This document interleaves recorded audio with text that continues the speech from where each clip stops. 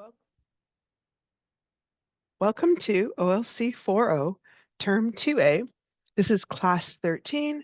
We're going to be working on A18 and A19 and continue our work on adjectives. As always, I'm Jillian Percy, and you can reach me at studentwork@nnec.on.ca. When you hand things in there, it comes to me. If you include your full name, course name, assignment number, and name, and if the assignment asks for a rough and a good draft, label which is which, and please include them both in the same email. If you have a question about an assignment, reach out to me at jillian.percy@nnecschools.org. You can also message me at Facebook, capital G, capital P, ERCY space, capital W, AHSA. My YouTube channel is the exact same name, G Percy Wasa, and that's where I store recordings from previous classes in this term and also previous classes from other terms. The course hasn't changed from term to term, so if you end up working ahead of us, by all means, go ahead and check out a class from another term so that you can work ahead. That's fine. Remember that you've got until June 13th, I believe, to get this finished, but obviously you want to try and hand it in a little bit sooner so I've got time to mark. All right, today's work. We are going to understand the royal order of adjectives, which sounds more official than it probably is, review paragraph structure, understand what the journal for assignment 18 should look like. Oh, I think we might have gone ahead and done that. I'll take a look. Review the difference that 6 short sentences versus 6 long sentences can make in a sentence. Begin Unit 2 and look at what issues appear in our novel. Understand how to do internet research and summarize our internet research in paragraphs. Okay, so yesterday we were discussing adjectives. Adjectives describe nouns or pronouns. They describe or modify people, places, things, or ideas. There's a bunch of different categories for adjectives. They can describe age, color, size, shape, purpose, number, origins, material, quality, or opinions. However, one of the funny things about adjectives in English is that they come in a certain order, which isn't true of all languages, okay? So let me show you what I mean. It's sometimes referred to as the royal order of adjectives. I think it's intended to be kind of humorous, but here is the order, okay? There are a few things that are kind of up for grabs or that people are discussing, which seems interesting to me that we have grammar discussions these days, but we do. So the first thing is determiners. Some people feel that they're a type of adjective. Other people feel that they're a category all their own. We talked about them last day. They would always come at the beginning of all the other adjectives, okay? Then you've got quantity or numbers, okay? Some people call them a type of a determiner. Some people consider them a type of adjective. Again, they would come before any of the other ones. Then we've got our opinions, things like terrible, wonderful, frightening, sad, hair-raising, peaceful, good, bad, great, uncomfortable, beautiful, delicious, disgusting, tasty, nasty, important, and boring. Our size, things like tiny, microscopic, big, huge, gigantic, enormous, medium-sized, long, short. And then you've got things like age, old, young, babyish, middle-aged, teenager, elderly, retired, ancient, new, vintage. Shape, circular, squared, elliptical, geometric, oval. Colors, obviously red, crimson, scarlet, azure, green, violet, indigo. Origin is what country it's from or area. French, American, British, Irish, Atlantic, European, Canadian, Dutch. And then materials, what's it made out of? Wooden, plastic, china, metallic, stone, gold, velvet, silk, copper, bone, artificial something, whatever it could be, leather, rayon. And then finally, we have purpose. Purpose adjectives sometimes work with the noun to kind of create a compound noun. Things like hound dog, pickup truck, vampire bat, picnic basket, soccer ball, computer desk. Okay, so grammar is different from language to language. We've talked about that before. And if you grew up speaking English, this order becomes something instinctive. You just follow automatically. However, other languages have different rules of order for adjectives or less strict rules where it doesn't matter as much. And in that case, the order has to be just kind of memorized. There's not really any particular rhyme or reason as to why we use the order. However, if the order gets mixed up, it will often just sound wrong to people, even if they can't quite put into words why it sounds wrong. So here's a couple of examples. I saw the green huge house. Should actually be, I saw the huge greenhouse. I don't know why we keep changing that. Here we go, greenhouse. I think I must have been worried about it sounding like a greenhouse, like where you store plants instead. I saw the silk French beautiful cloth. The order should be actually, I saw the beautiful French silk cloth. The first time I tried to read this, I found it so confusing because the silk French and then beautiful cloth didn't seem attached. And it seems silly that something just like the word order can throw things off. But when you're used to a certain way, it kind of can. Now, having said that, there are some rules that seem to cross languages or that trump or take priority over the normal order of adjectives. And so the question I've got at the top of the page is, why do we say big bad wolf? And I'm not sure of the exact name of the rule. It's pretty complicated, but the idea is basically that in words that are spelled the same, except for the vowel, we say the ones with certain vowels first. We say I before A and A before O. So in other words, we say tic-tac-toe. We would never say toe-tack-tick. Some other examples of the same rule would be flip-flop, ping-pong, tick-tock, crisscross, hip-hop, bing-bang. The other one is long E or double E will come before O. So teeter, totter, bebop. So for the actual phrase big bad wolf, they aren't spelled exactly the same, but because the B is the same, this kind of rule ends up sort of taking over. And it seems to do with the fact that where we say the vowels, ones that come at the front of our mouth, like the I, the we want to say them before we say the ones at the back. I have no idea why, but they've noticed that it's not just in English. This crosses different languages. Again, because it's something instinctive, I don't think you have to memorize it. But if you're one of those people that's ultra logical and notices little tiny variations, you might have noticed this and be like, I don't understand why this is there when the teacher said it's supposed to follow this particular order. So I'm just kind of explaining that there's a reason for it that sort of trumps language rules. The other thing is sometimes people will break the adjective order on purpose. Occasionally, they want to stress a particular adjective or a particular quality about the noun. The order can also change depending on the meaning of the word, as some words have multiple meanings. So, for example, if I said the word wooden, well, that can mean a type of material, but you can also talk about wooden as a type of facial expression where somebody's face is not moving much. It's a type of quality or an opinion category. So I could say the old wooden mask hung on the wall. In that case, the age comes before the type of material. But if we're talking about his face being wooden as expressionless, then I would rephrase it as the wooden old face barely moved as he cried soundlessly.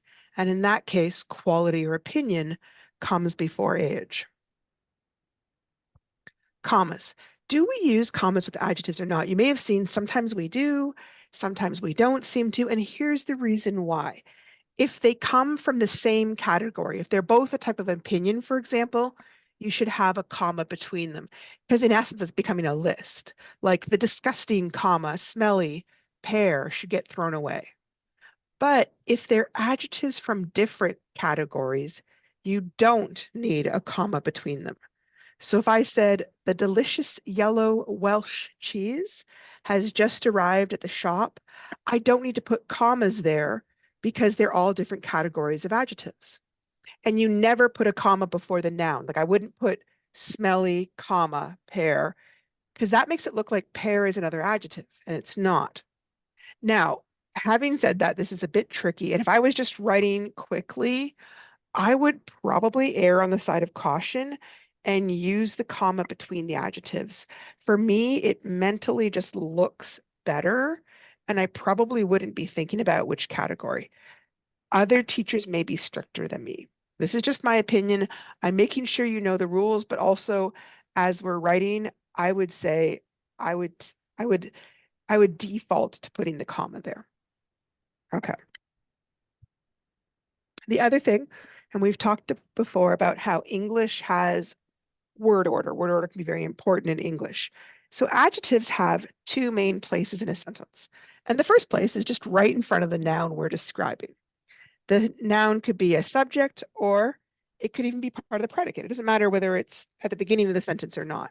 But the adjectives for that noun often come right ahead of it. So the old red wagon, old and red are describing wagon, is parked beside the little wooden shed. Little and wooden are describing the shed out back. The second main place is after a state of being verb, which we've talked about, where it's not really an action. It's things like am, is, are. Sometimes they're called a linking verb because it's linking the subject to more information about it. So if I said the doctor was helpful and kind are adjectives describing the doctor. Or the hospital is enormous and well planned. Enormous and well planned are adjectives describing the type of hospital. Sometimes in this format, you might also find an adverb kind of slipping its way in there to help describe or modify the adjectives. If it said the woods were very dark, very is an adverb describing dark. Okay, so adjectives can be an extremely useful tool, but they can help you give extra information about a noun or a pronoun to help your reader picture it more clearly or understand it more thoroughly. But like most things, you need to use them in moderation. Generally speaking, 2 or 3 adjectives per noun would be the maximum. Yeah, you could write a sentence that has 8 adjectives if you wanted, but I think it would create a humorous effect that might not be what you hoped for.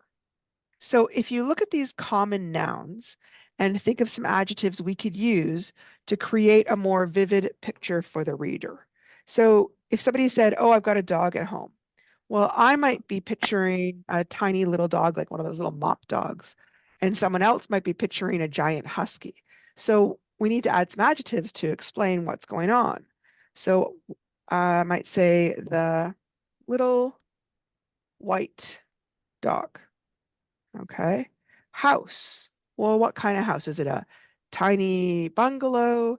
Is it closer to almost like a castle where you've got 10 bedrooms? What kind of house? What color? How big is it? How new is it? So I might say the brand new green, or maybe we'll do it blue time, blue house. Tree. And again, is it a baby tree, a big tree? Is it some type of evergreen? Are the leaves changing colors? Is it bare? What is it? Um, let me see, the frozen bare tree. So it must be a winter tree. And then we've got bear. Let me see here. I'm going to say the old grumpy, grumpy bear. A nurse. Maybe the nurse is wonderful. Maybe she's horrible. I could say I think the mean, can't be one of the words, the mean nurse. Sister, my cute baby sister. Job. Let me see. Important service job. Service job is where you're helping other people. Water. Let's see, what kind of water could we have? Rushing, I think, uh, rushing, shimmering water. And a race. All right, maybe it is the third horse race. So we've got a little purpose adjective in there. So adding those kind of adjectives just give the person a clearer idea. So originally I was going to be doing 8, but I do believe that we discussed this yesterday because we had a little bit of extra time. I think because I was talking so fast. Yeah. Okay. So once you're done assignment 18, you're finished unit 1, and then we're going on to unit 2. Now, unit 2 starts with kind of a big assignment. And sometimes people look at it and kind of panic a little bit. And I don't want anyone to panic. It's talking about making a brochure.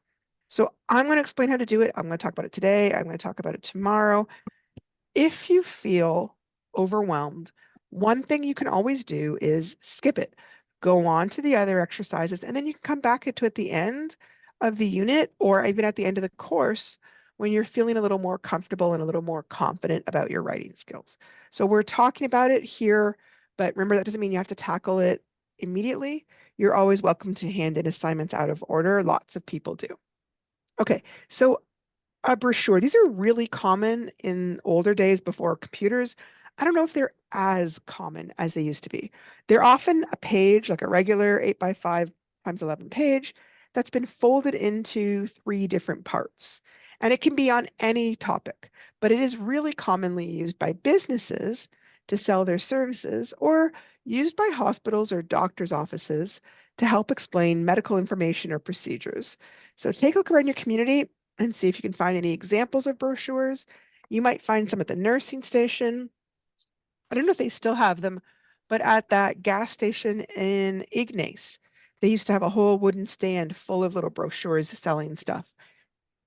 And you can see in the picture here, right? Here's the front.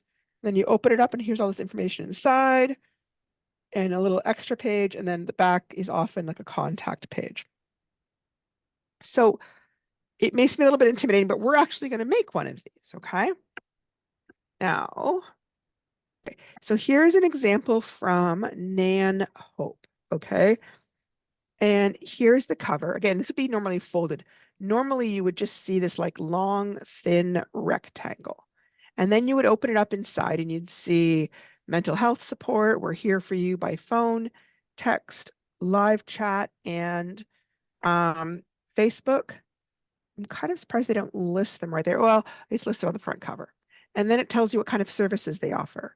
Navigation to mental health and addiction support services, rapid access to clinical and mental health counseling, 24/7 toll-free paid rapid access to confidential crisis services. Oh, here's the numbers. And it's available every day from 8 a.m. to 12. I think that's a PM. It's very tiny. And then there's a bunch of information on what their rapid access counseling services are like. And then if you flip page 4 over, you would see this page, page 5. And in this one, they've got a little about the program, telling you more about Nan Hope. And then here at the back, it's giving you the numbers again, who you could call. And you can see there's lots of color. There's some pictures, some photographs showing happy people, showing people connecting. There's some little icons to give you kind of that instantaneous recognition. There's some what I would call graphics, this kind of circle that's echoed, which kind of would remind you a little bit of like the medicine wheel or maybe a dream catcher. Okay, so this is a good example of a brochure. Keep in mind, I know that we're students, so I'm not expecting the kind of brochures that we're making to be at the same level as somebody who's a professional writer, right? This is just a version of it. I'm showing it to you for an example. So that's the part about not panicking, right? I'm aware we're students here. This is another one. This one isn't as colorful at all, but I did just grab it to show you there's a different one. This is an addiction rehab in Toronto. And it's kind of tiny. I really can't read this. Information about their mission and their vision, information about detox, the treatment process. You can see a little circle of people talking. There's a whole bunch of different treatment programs they offer. Amenities, I'm assuming that it's a live-in program. And here are some of the things that you'd have access to. And here it talks about your facility. And again, contact information, just like always. Okay. So having gone through all that, at the very beginning of Unit 2, here is what it talks about. Assignment 19, creating a brochure, and this is worth 30 marks. There are a lot of things going on in your novel, Jimmy Comes Home. Some of the issues raised in the book are ones that perhaps you or people you know can identify with. The issues of staying in school, teenage parenthood, and the dangers of drugs and alcohol are addressed by Robert Checkwich in his books. Your task is to design and create a brochure which will help the reader who is face to face with one of the issues above or any other issue in the book that you think is important to help find information and assistance. You will want to include agencies and businesses that may be able to help, important information about the issue, crisis phone numbers, and any other resource that is available in your community or nearby. Use the suggestions and tips below to create your own brochure. Refer to the rubric on page 8 to guide you in this process.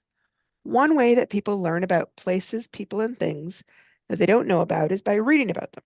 However, what if they don't have time to read a whole book, or they just want a quick overview of the subject?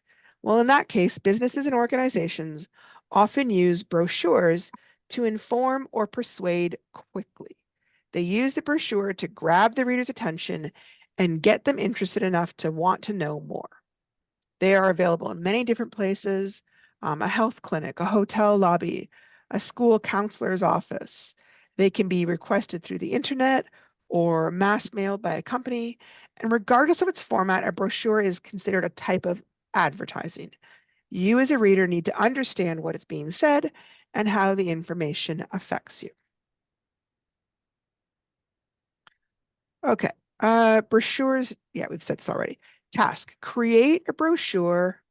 Oh, yep, about a chosen issue that informs, educates, or persuades. It's not meant to be an in-depth study of a topic, but it should give enough information to grab and keep the reader's interest. So it should be interesting, right? Choose 2 or 3 key points about the theme or the issue you've chosen to describe. If there are other important elements, consider listing them in a simple bullet list or a chart somewhere in your brochure. In addition to what your brochure says, you must decide on the best format to present your information.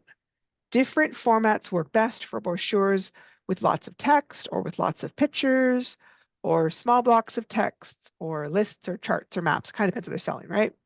You will need to find the format that works best for your information. So I'm going to talk about the writing part first, but just to kind of give you a heads up, you can create your brochure freehand, like draw it yourself, or you can go to the templates section of Microsoft Word and choose a brochure from there. There's also a template in Google Docs, and there's a free program called Canva at https://www.canva.com/. Google Slides could also be used to create your brochure. Keep in mind, you have access to Google apps through your WASA student account and your email with us. If you're not sure what your WASA student account Gmail is, contact me or contact one of the counselors and we can make sure you get set up because it is really helpful to have access to the computer apps for this particular assignment. Okay, so any topic that you think is important that is talked about in the novel Jimmy Comes Home is acceptable. Here are some possible topics that I thought of. Support for teenage parenthood, dangers of drugs, dangers of alcohol, transitioning back to community. In this case, I'm thinking of like halfway house programs, like when you're transitioning back from juvie or from jail and coming back to living back in a community again, can be a big change. Finishing high school as an older teen, or any other topic that you think is relevant to your novel.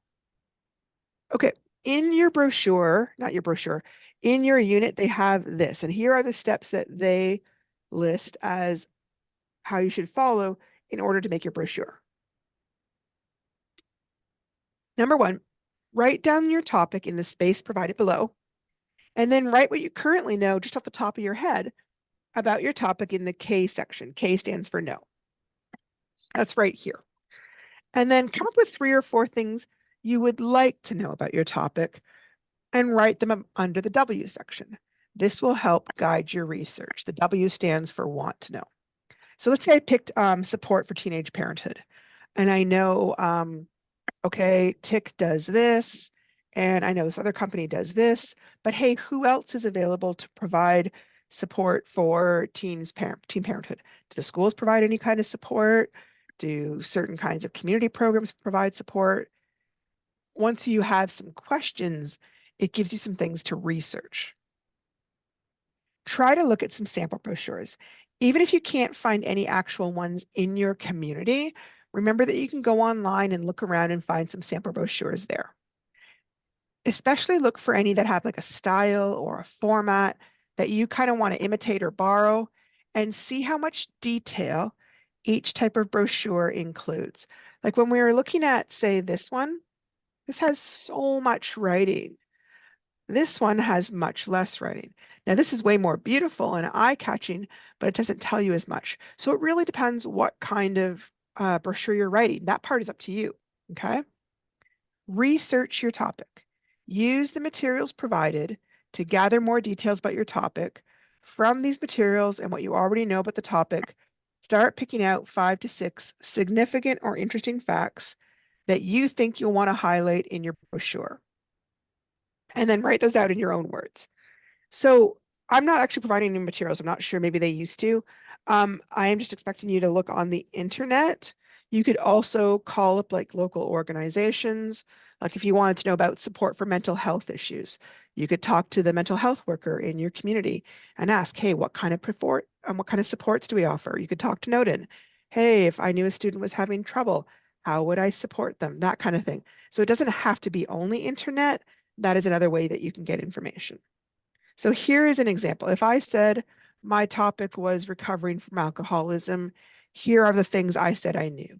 It's easier with support. Some communities have support groups. There are some addiction programs in Sioux Lookout that can help. Dealing with what started you drinking, like whatever problems occurred, can help. And sometimes you need to make some new friends who don't drink. Questions I had. How does somebody ask for help or get referred to a program? How successful are the programs? Do they work? For those who have been successful, what did they say helped them the most? Are there any kind of costs to these programs? How do you know when you're really ready to change? Do you have to leave your own community? Obviously, I'm leaving the learn section blank because I'm expecting you to fill that in with your own research. Okay, the big thing when you're doing internet research is it's really important to make sure your information is true. And the best way to do that is make sure it comes from a really reliable resource. So, especially if you're looking up things that relate to health, some examples of reliable resources might be hospital websites like the Mayo Clinic, doctor or some health websites, um, government websites about programs they offer. Sometimes you might find useful information in a newspaper article or tribal council articles. There's also reliable magazines, things like Maclean's, Time, The Atlantic, Canadian Living. Sometimes social workers might have articles about some of these topics, like parenting advice. Sometimes some profit groups might have reliable information, but it might be slanted to their particular beliefs or what services they offer. Wikipedia is one of the items people go to, but it's tricky. Anybody can edit Wikipedia, so it's not always a reliable source. Somebody could go in there tomorrow and put something silly and goofy that's not true. It will be found eventually, but in the meantime, you may not know that and have written down something that wasn't accurate. Now, having said that, at the bottom of Wikipedia articles, it will often have links to groups or articles. And often when you switch to those, they may meet the criteria for being reliable. So it's not a bad place to start, but you want to be very careful about relying on it solely as your information source. Personal anecdotes are not considered a reliable source. So a story somebody told you that you've got no way to back up doesn't really count.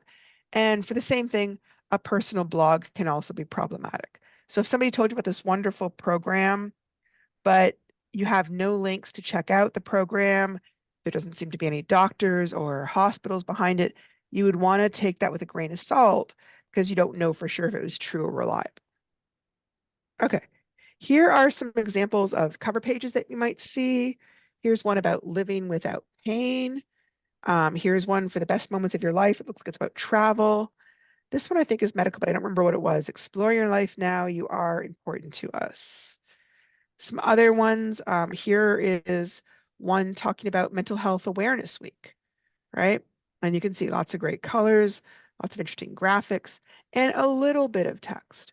So we're not necessarily expecting you to write a whole lot, but you need to write enough that it's important and valuable to the person trying to read it. Okay. So for doing this kind of project, you're going to need to organize your information in like little chunks, little paragraphs. Like if you see this, here is one little chunk of information about when to seek professional help. Here is one about letting you know that mental health conditions count as medical conditions. Here's a little chunk about getting your family involved. When I'm talking about little chunks, that's kind of what I'm talking about.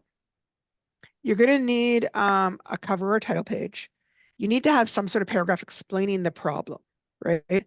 You might have warning signs or a quiz to see if you have the problem or to see if you meet the program requirements.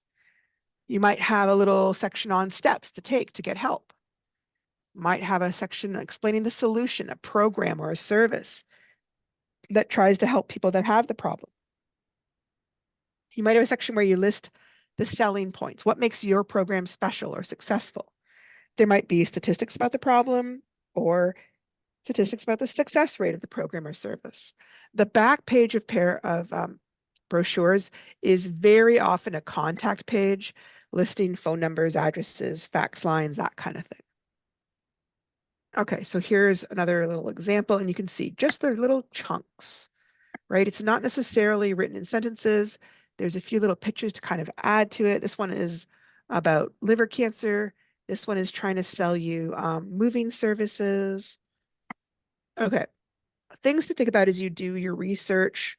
Are you writing as yourself telling people about it, or are you writing as if you were a doctor or a nurse or a social worker, or like you're working at the wellness center or addiction program and creating a brochure for your own program, right? Who is your audience?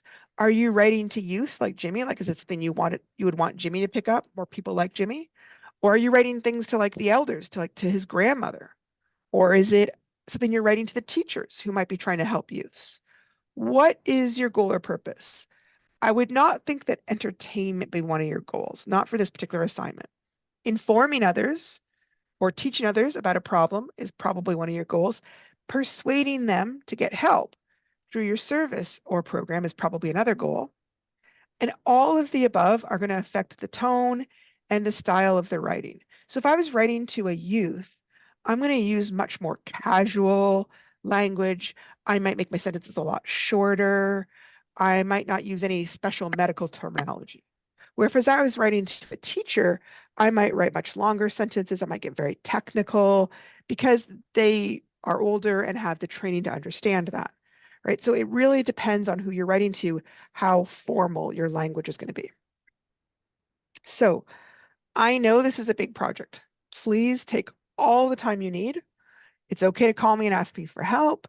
It's okay to use the simple templates. I'm going to show you those tomorrow. The only thing I ask is please, even if you're tempted, don't just take a brochure off the net and submit it as your own work. That is considered plagiarism. And I do have ways to check on this issue, okay? I am going to talk about plagiarism a little bit more detail so that you don't do it accidentally. If you're really, like I said, really overwhelmed by this project, skip it. Go on to something else and come back to it, okay? That is fine. All right. Okay. Here is one example of plagiarism, okay? Here you can see, remember we saw this on Nan? And if I just took this whole paragraph word for word and then put it in my brochure and I didn't say where I got it from, that is considered a type of plagiarism because I'm acting as if I wrote it when really somebody else wrote it. Now, there's one easy way to fix this is I could put this in quotes, right? And then I could say, from the Nan Hope office. The only thing is, if your entire brochure is quotes from other people, then I don't really have any way to mark your writing because I'm seeing other people's writing. And keep in mind, like, this is somebody professional who wrote this. Might be somebody who's a psychotherapist. It might be somebody whose main job is writing and that's all they do. So I'm not expecting everything to sound perfect, right? I'm expecting it to be student written. So don't get too panicky about that. Um, if I wanted to use this information as a source, I could also rephrase it, put it in my own words. I could delete some things. I could add information. So here's the original on the NAN site. Here's how I might have rewritten it. We have counselors who are experienced and effective in helping people who suffer from many different difficulties. We have been able to help clients with depression, anxiety, suicide and self-harm, addictions relating to substance abuse, such as alcohol or drug use, addictions involving risky or harmful behaviors, such as gambling, sex addictions, or spending addictions, divorce and breakups, loss and bereavement of spouse, family, and friends. Now, I would not consider this plagiarism. It's been altered significantly. Yeah, you've obviously used this as your source, but you've turned it around and made it your own. So I'm not going to be stressed out about that at all. Key ways to avoid plagiarism. Use multiple sources for your information. That is the best way. So if I had one source from the Mayo Clinic, one source from my favorite doctor's blog, one source from, say, I don't know, Alcoholics Anonymous, and I use those kind of things to create one big paragraph, it's all going to sound like me because I've joined them all together. That is the best and biggest way to avoid plagiarism. You can significantly change sentences through using synonyms and paraphrasing. You can change sentences by creating compound or complex sentences, right? Taking two shorter sentences and putting them together. The other thing you can do is think about how you would simplify it if you were going to explain it to somebody much younger than you. Like, let's say you were wanting to write about alcohol addiction for youth who were, say, 10 to 15. Well, you might explain that in a much simpler manner than if you were writing to somebody who was in their 30s, right? Because you don't know for sure, um, what's their education level, how comfortable are they? You'd want to make it very, very simple to make sure there wasn't any misunderstandings. If they've used a lot of examples and details in their writing, you might drop those and then create some examples and details instead of your own. The other big thing is you can always think about what is something new or unexpected that you can add to that paragraph that is not in the original. Okay. A second. Yep, we've talked about that. Okay, so this is a quick overview of the entire project. You're going to choose a topic, do some research, think about the audience and the point of view. We've talked about that. Write your text in small, concise chunks or paragraphs. Next, you're going to want to give those chunks a heading. It might be like warning signs or contact information or we can help, things like that. I'm hearing, hang on. Okay. Does anyone have any questions? Okay. You are going to need, we're going to be moving kind of into the design part. Creating a color scheme, creating a physical layout, like designing it like a poster almost, including pictures, photos, or charts, making your typography interesting. Typography is just the type. Being sure to proofread your work, and you need to make sure your name is included in the brochure somewhere. Okay. The front cover of your brochure is kind of like a little poster that's basically trying to sell your business or sell the service, right? So it should include some type of photo or a graphic that helps people envision what you're selling. Keep in mind, if you're trying to sell the idea of getting sober, what would sober look like in a photograph? Are they surrounded by family? Maybe they're outside doing something healthy. Are they smiling? How are they dressed?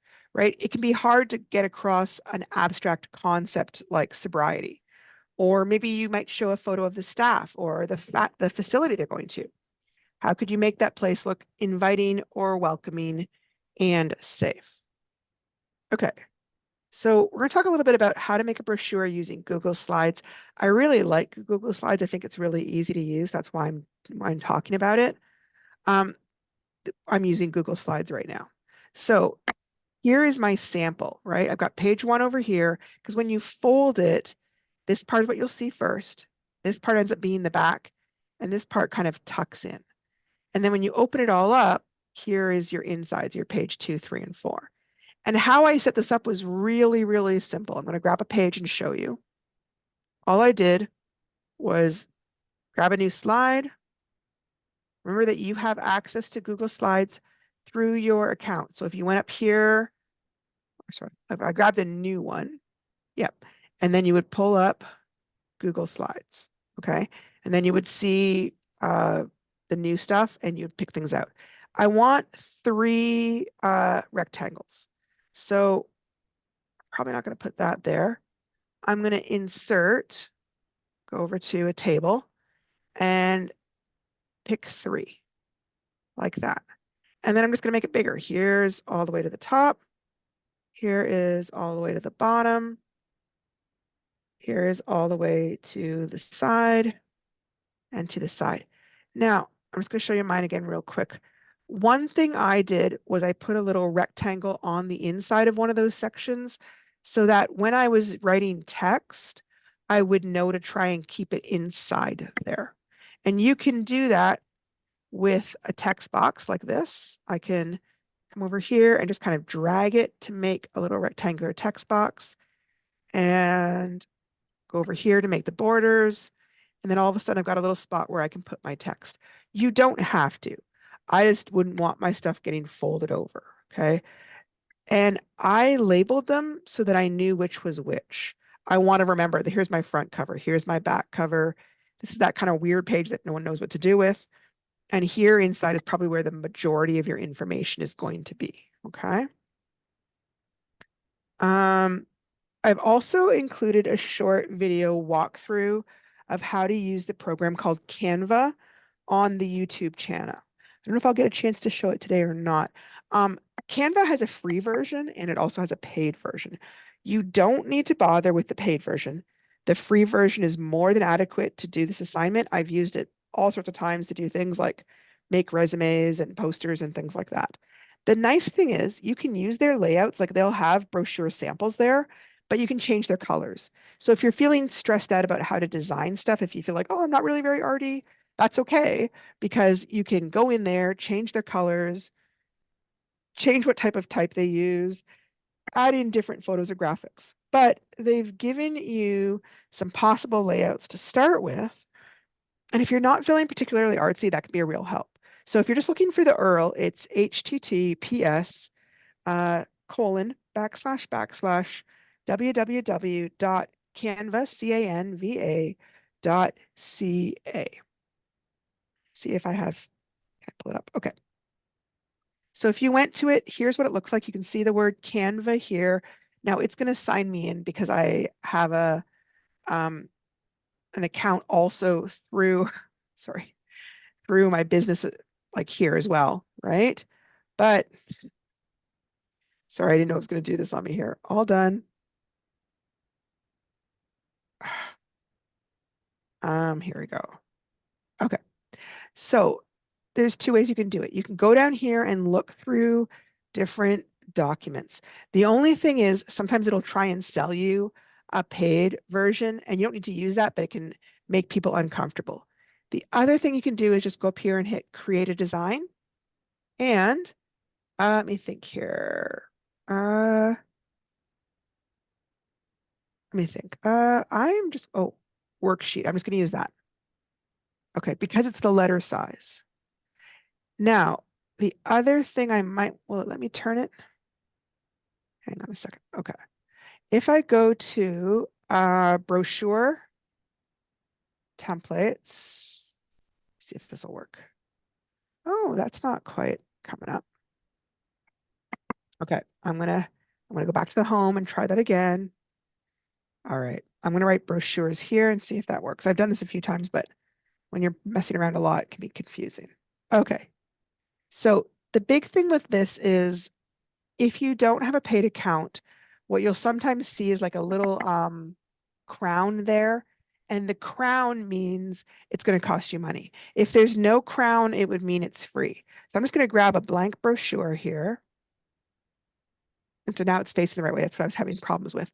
And over here, you can see there are samples. I'm just going to grab one real quick. Let's see what this says. Apply both pages. So here, it's a little brochure telling you about autism. Here's our cover letter. Here's the back, and you can see it's the contact page, talks about their services. There's that kind of funky page 5 talking about the extras. And then the nice juicy middle that has, here's your stuff about autism. Here's a lovely little game board about whatever. You can see here they have fake content there. They've just designed it so you could put your own contact in there. And here's what I was talking about in terms of you can change colors. So let's say I don't like this blue color. So I clicked on it. See how up here a blue comes up? Click on that blue, and then all sorts of colors come up. Let's say I decide, oh, I would like the purple instead. Yep, quick as that, I've changed it to purple. Now, if I wanted to change, let me see that. Okay, so I've clicked on something. I don't know if it's going to be the blue circle or if it's going to be the text. I think it'll be the blue circle. It's coming up blue again. Let's say I wanted to change that to the green color. I'm going to hit this, and all of a sudden change it to green. And you can see here how it says document colors. That means all the colors that are already here are over here and you could use them. But let's say I don't like this pastel. Let's say I wanted really strong colors, bright reds, bright blacks, that kind of thing. So I go over here, click on that, and then I click on this rainbow, and I would grab whatever color I want. And I play around. You can see as I'm playing around over here and moving my little circle, it is changing it. So, oh, maybe that's what I like, the bright red. The other thing I can do is I can change the type of font. Where it says why it matters right now, it's the Mary Kate font. I don't know what that is. Over here, now mine are open because I have the account. You will see little crowns here as well. If there's a crown there, it means it's a paid font. Don't go for it. There's plenty of free ones. Instead of using Mary Kate, maybe I'm going to try Pluma. And quick as that, it changed all of that. If I decide I don't like it, okay, I'm going to keep on playing around. Maybe I'm going to try something different. Okay. If I don't like it up here, I can always go back and change it to the original. Okay. The other thing I can do is if I don't like a little graphic, maybe I don't like this, so I'm going to put that right in the garbage. I didn't like that. Maybe I want a graphic of my own. Maybe I've got one or I want to find one. So over here, I go to elements and you can see there's little graphics. I don't want to get the stickers because the stickers move. That's for things like Facebook. Maybe you have an idea of what you want. Maybe I wanted like a little person there or something, okay? I'm going to say a boy, just because technically autism is present more in boys. Will that let me? Okay, now that's way too big. That's fine. I just grab it by the corner and I shrink it down. Depending on the graphics, some graphics you could change the colors as well. But all of a sudden you see I could change quite a bit. And if I don't like, I mean, if mine was not about autism, what if mine was about alcoholism? Well, here I go. Alcohol. Okay. So here's the strong point. I can change it. But now what's happened is it's so big it doesn't fit in the circle. But I can fix that easily enough because I can go in, grab the letters, go to my font, and gradually make it smaller until it does fix. Now it's kind of off center. You can see how it's kind of sitting way up top. If I want to move that, can I get it? There is a way to do it. Sometimes you got to play with it. Okay, I'm going to maybe move this circle. That's probably easier. Okay, that worked better. But you see what I'm saying? You can change so many elements and yet things are set up already for you. Let me see. Design. Okay, good. Now I'm going to add some pages here. Okay, add a page just to show you some other ones. Here's a really stunning. Let me see here. No. I want it new. There we go. Black and green. What a great color combo. Really strong visuals there. Or I could, let me see. This one looks very, oh, will it give it to me? Oh, it didn't give it. Okay. Let's see. Sure, replace all pages. I wouldn't normally, but you can see here we go. I've got some great graphics. I've got some text, and you can see some of them don't have very much text.